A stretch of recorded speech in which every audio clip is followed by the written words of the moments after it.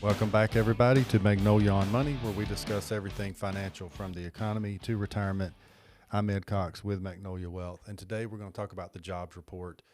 It came out this week from the Labor Department, and we added a lot more jobs than expected, and I'm going to talk about how that's affecting the markets, also the Fed's decision to move forward, and kind of what we're seeing with behavior of people since COVID and how that's affecting these job numbers. So let's dive in. Um, this graph is showing the get my laser pointer here.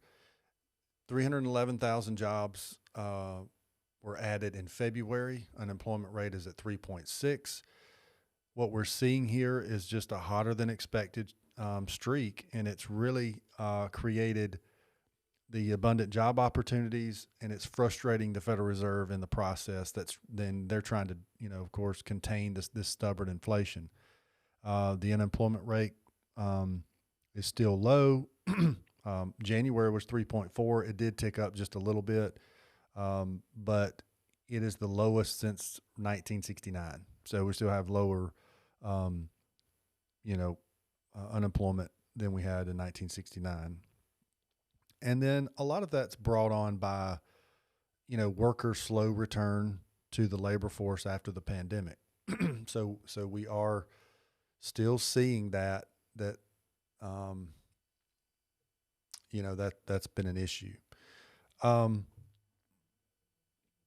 We are starting to see, even though this shows 311,000 jobs in February, and you see January was way higher at 500,000.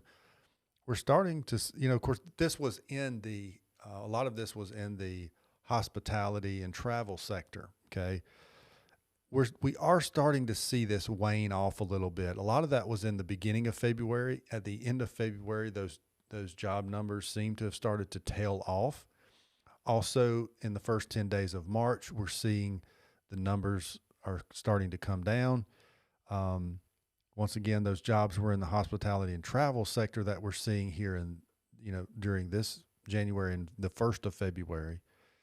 But a lot of this is we're seeing a shift in behavior, since COVID, with people that took traveling and their vacations for granted. And now they're kind of just throwing caution to the wind. And so a lot of that is affecting these sectors of the market. We're seeing a lot more people traveling. They put these things off for years and years. And COVID kind of woke people up and said, look, you know what, this can be taken away from me.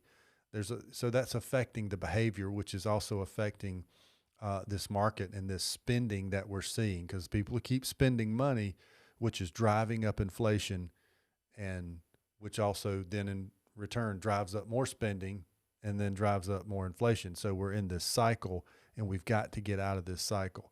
And that's what the Fed's trying to do by raising those rates. But the numbers that came out are not what we wanted to see from a standpoint of the Fed maybe stopping their rate hikes here in March. That next week we'll see what they do. So next week, Wednesday or Thursday, we should know what the Fed is going to do for their March meeting.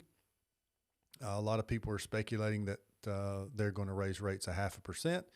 There are some that are hoping that they'll stay at the quarter basis point of 0.25%. So we'll see what happens, but I just wanted you to know kind of what is driving this as we continue down this path. And jobs are the issue right now. Jobs is where the Fed is focusing their, a lot of their energy is how do we get these jobs under control so we can ease inflation and stop rate hikes, hold them steady for a while, and then we'll see how this market does recover.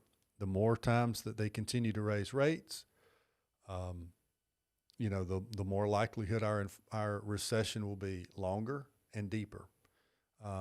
So that's what we're looking at. The markets are always forward-looking, so when these things happen, they're going to adjust, and that's why we've seen a little bit of this volatility we've crept in over the last few weeks. So I hope that helped you guys understand kind of where we are in the market.